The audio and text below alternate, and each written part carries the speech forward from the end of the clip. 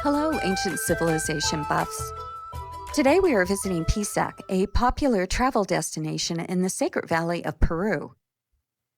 It is a large Inca and pre-Inca site that has significant megalithic and monolithic aspects to it, which, unfortunately, the vast majority of visitors never get to see. The reason for this is because most people coming to Peru take the popular Sacred Valley tour offered by various travel companies out of Cusco, which is great if you have a limited time in Peru. But because you will pack in about 5 archaeology sites as well as visit various artisan shops and stop for lunch all in one day, you will unfortunately have little time to visit the most interesting parts of these archaeology sites. Pisac is no exception, as some of the most interesting parts of the site are far off from the main Inca ruins near the top entry gate of the park, which is the only sector where the tour companies go. However, if you really want to see the most interesting megalithic parts of the site, you must climb a steep ridge going through precipitous mountain passes and tunnels. It is breathtaking, but challenging to say the least. But when you get there, you are in for a treat.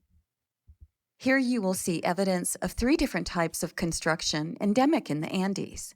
The Hanan Pacha sites, or mother culture monoliths, built usually out of one giant stone. The megalithic, built out of large and perfectly fitted stones. And then the Inca work with more loose-fitting stone constructions with mortar in between the stones. If you missed these things on your last trip to Peru, or have never been here before but love monoliths and megaliths, this video is for you. Come and join me on this trip to the rarely seen Pisak Intihuatana sector ruins. Now we're heading down into the Intihuatana section, and which is pretty amazing because we can see 3 different styles of architecture. We can see the Hanan Pacha, we can see the megalithic style, and then we can see Inca style as well.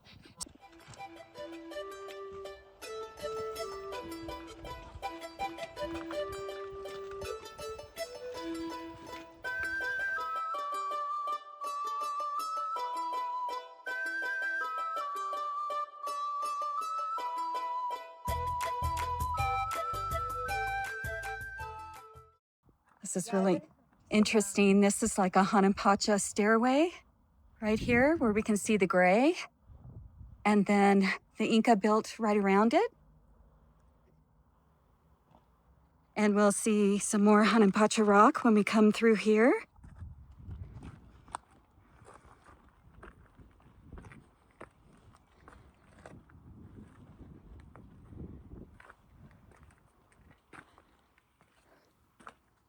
And when you see these double jamb doors, this indicates it's a ceremonial site.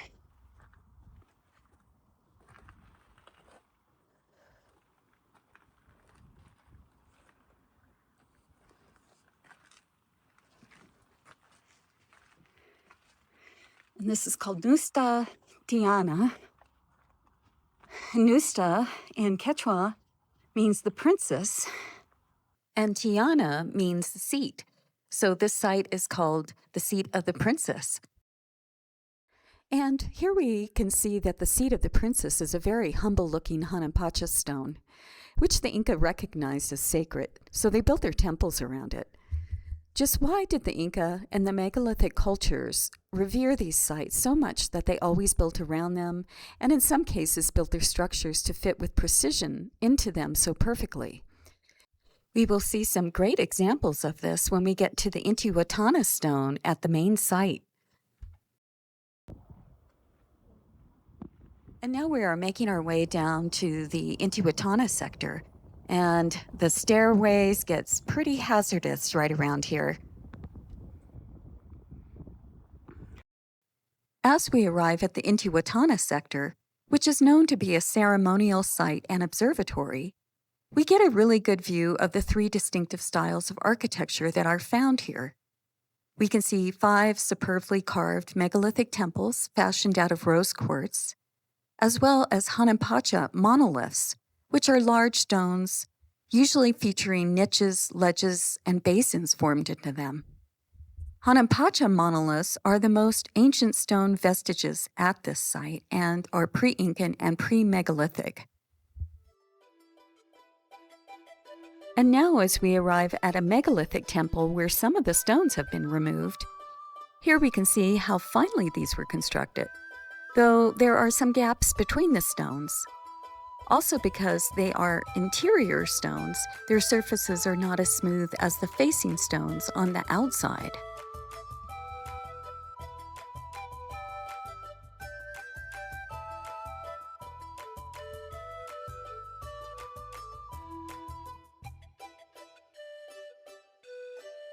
One thing that we can clearly see is that over the years, the site has been looted for the stones, with the majority of them probably being used to build the colonial churches as well as the houses of the elite.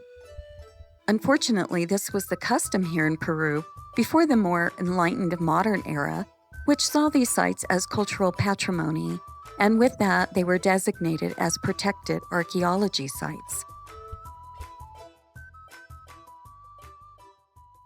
As we go to our right, we see a dark gray stone, which is a typical Hanan Pacha stone, with its surfaces worked into tiers, ledges, and odd formations. It shows signs of advanced surface wear due to countless centuries of being exposed to the elements, though nobody knows how long they have been here, but they were probably pre-flood as they are found below megalithic constructions. As to how old they may be, it's anyone's guess.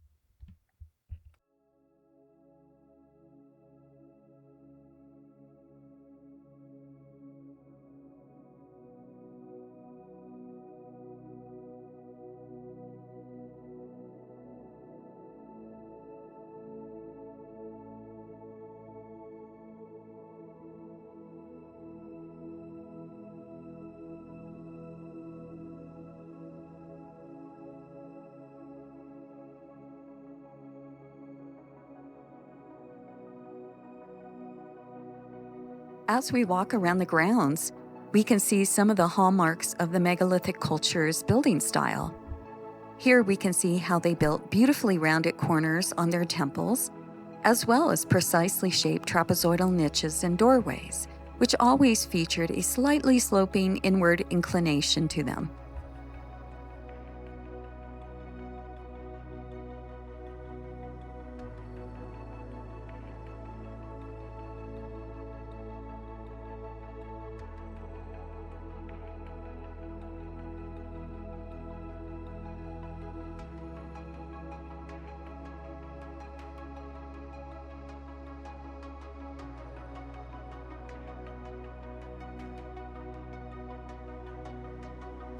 And here we can see one of the lone Inca buildings in this sector. We can see how different this construction looks from the Hanan Pacha and megalithic works with its rougher style masonry. Although the Inca tried to build in the style of the megalithic temples found at the site, they just couldn't pull off the amazing masonry work of the former style with their bronze and copper chisels and pounding stones.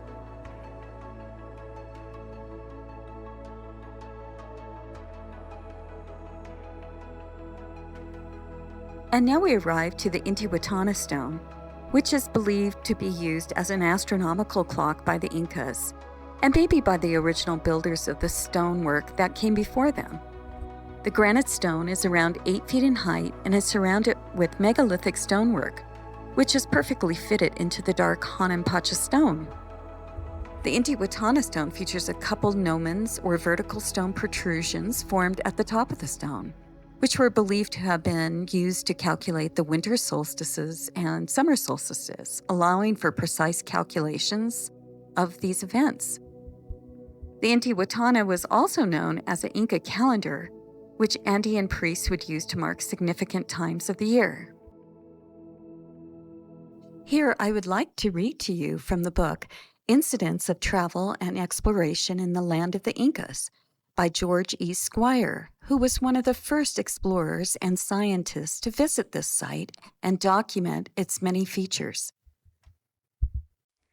Etymologically, Intihuatana resolves itself into Inti, sun, Watana, the place where, or thing with which everything is tied up.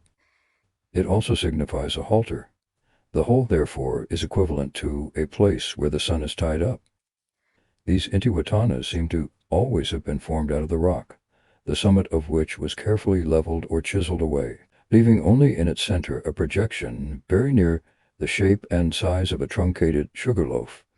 These rocks were not only always in conspicuous positions, but always within the courts of temples or buildings plainly religious in origin, or else standing near such structures, within separate enclosures of stone open to the sky and clearly such as were never covered by roofs.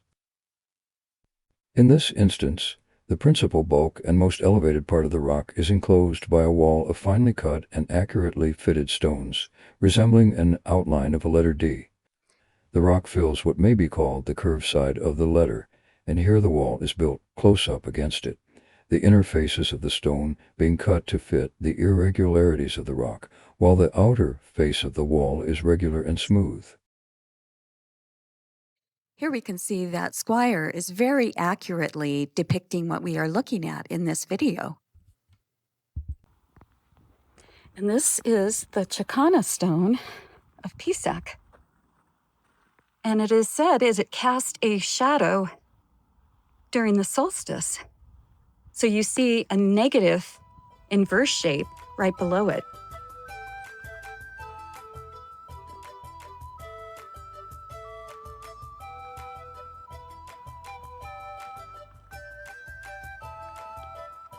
And look how perfectly fitted this megalithic stone stonework is put into the Hanan Pacha. It just fits so perfectly.